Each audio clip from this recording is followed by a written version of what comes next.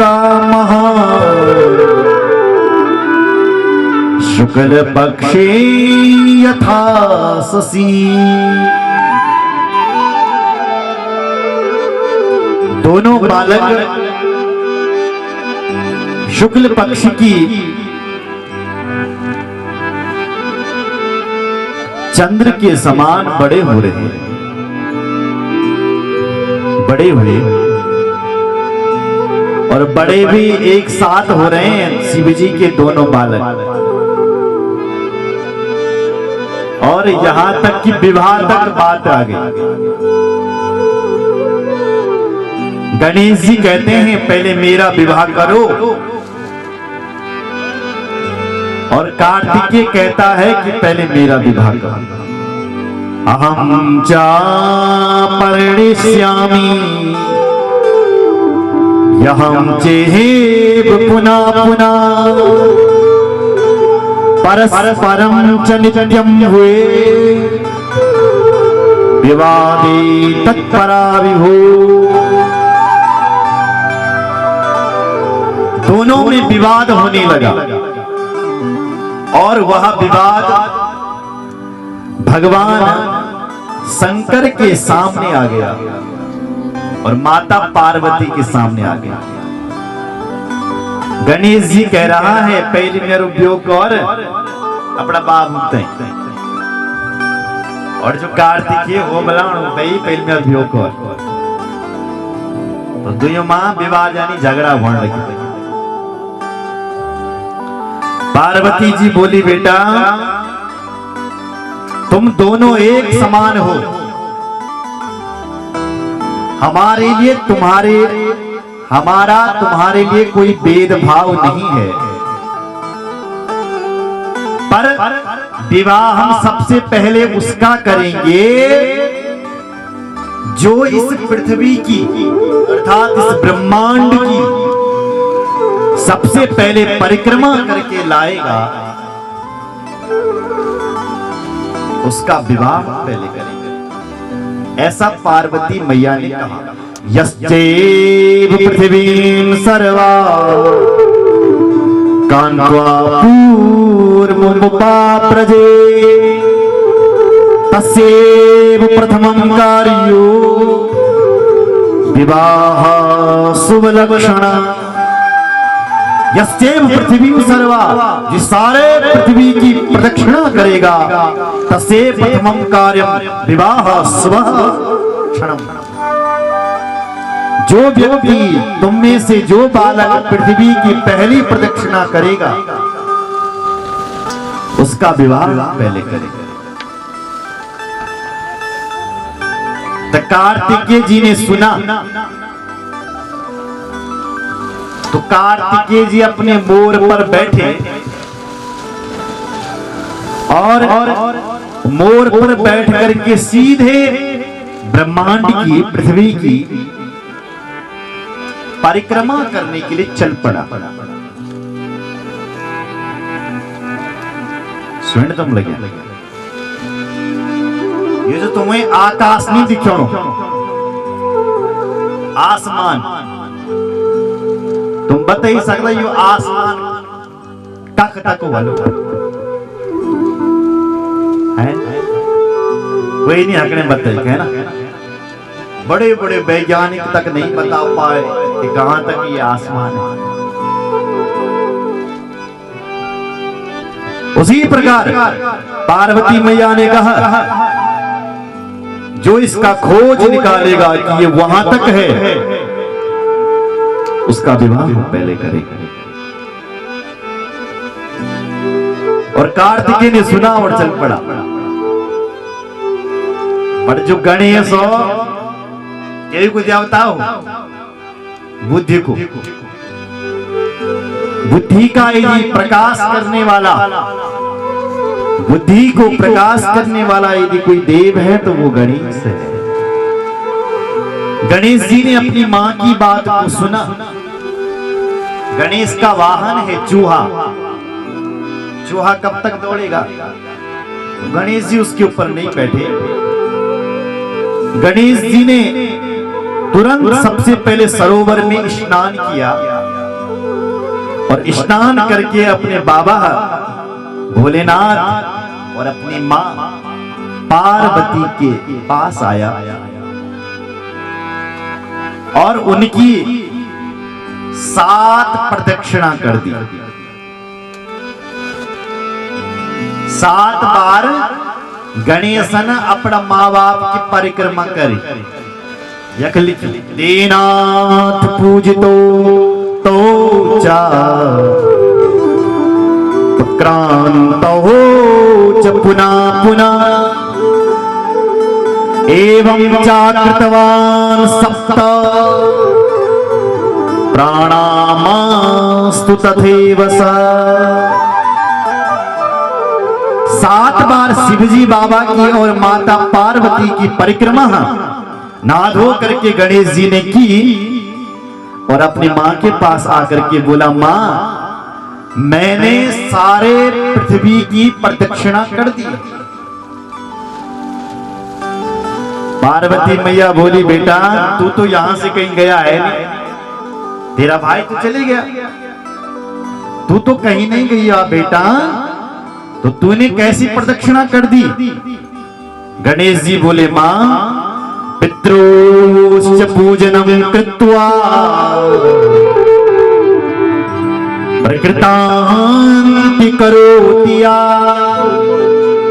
तस्य वे पृथिवीं जन्या फलं भवति निश्चितम्। गणेश जी बोले, मेरी मां, जो व्यक्ति अपने माँ बाप को छोड़ करके पृथ्वी की परिक्रमा करने का अर्थ है तीर्थों में घूमना, तो जो लोग अपने माँ बाप को घर में छोड़ करके मेरी माँ तीर्थों में जाता है, भ्रमण करने के लिए जाता है, वो व्यक्ति कोई पुण्य कमाने के लिए नहीं अपितु पाप कमाने के लिए जाता है। सच्चा व्यक्ति तो वह है जो अपने माँ बाप को तीर्थों में घुमा करके लाए। यदि उसमें इतना सामर्थ्य ना हो तो वो उनकी प्रदक्षिणा कर दे तो उसको सारे तीर्थों का फल, उस पृथ्वी में घूमने का जो फल है वो घर में आकर के मिल जाता है। माँ, ऐसा शास्त्रों में लिखा है। बोलो जय सिया राम। अपहाय गृहे यो वे पितरो तीर्थमाव्रजे तस्य पाप तथा प्रोक्तम् हरिणेन च तयो यथा। जो व्यक्ति माँ बाप को घर में छोड़ करके पृथ्वी की परिक्रमा करने के लिए जाता है, वो वहां पुण्य कमाने के लिए नहीं, अभी तो माँ बाप कमाने के लिए जाता है। दूसरी बात, मां, यदि पृथ्वी की परिक्रमा कोई व्यक्ति करना चाहता है, यदि तीर्थों में जाना चाहता है, तो उस व्यक्ति को क्या करना चाहिए? बोले इदं सनिहितं तीर्थं सुलभं धर्म साधनम् पुत्रस्याचि याश्चैवा तीर्थं गेहे शुभो भवम्। जो व्यक्ति माँ बाप को छोड़ करके धरती की परिक्रमा करने के लिए जाता है, वो पाप कमाने के लिए जाता है। इसलिए मेरा भाई तो पाप कमाने के लिए गया, आपको छोड़ करके। मैंने आपकी प्रदक्षिणा कर दी मां, इसलिए मुझे वो सारा पुण्य मिल गया। शंकर बाबा और माता पार्वती प्रसन्न हो गई। अगर स्त्री की इच्छा हो कि मैं तीर्थ में जाना चाहती हूं और नहीं जा पा,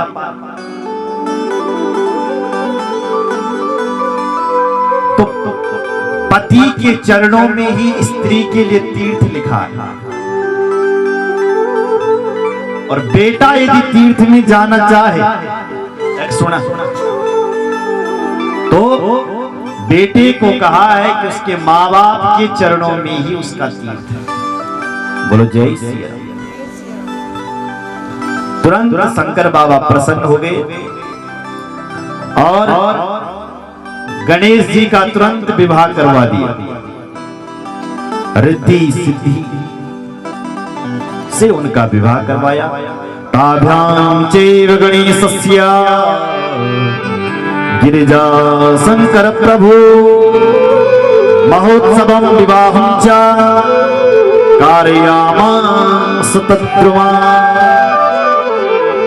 तुरंत गणेश जी का विवाह रिद्धि और सिद्धि से करा दिया और समय निकला तो गणेश जी के 2 बेटा भी हो गए, शुभ और लाभ।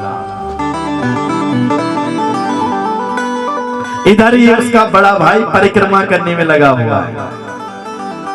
बोलो जय सिया राम। सिद्धेर गणेशस्य पत्न्यस्तु क्षेमानामुस्सुतो भवत् बुद्धिर्लाभा विदः पुत्रो यासीत् परमशोभना।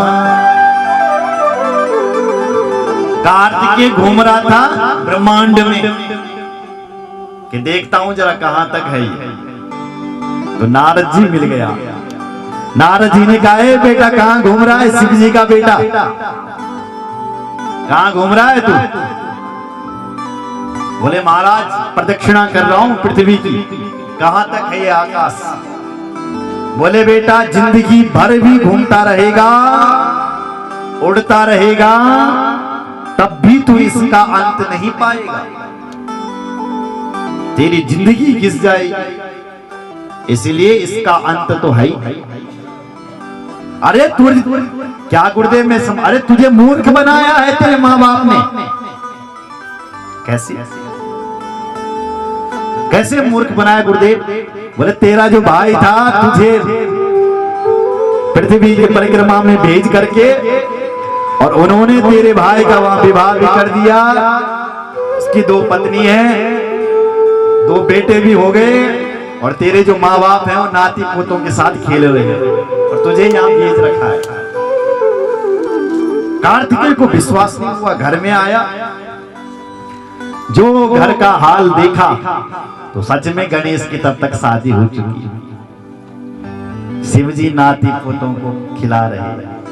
बड़ा नाराज हुआ। कौन?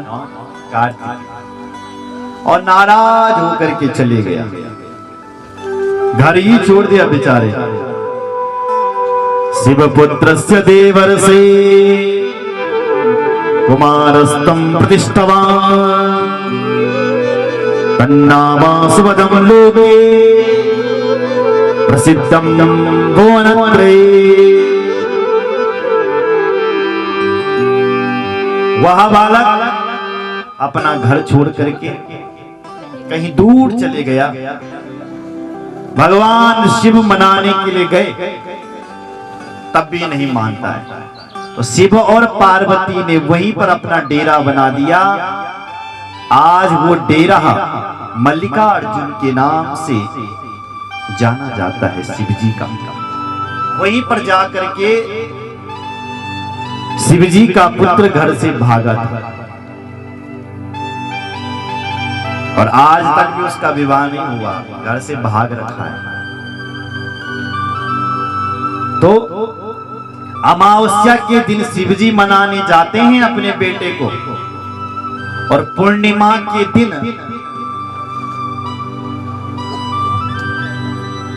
माता पार्वती। बोलो जय सिया राम।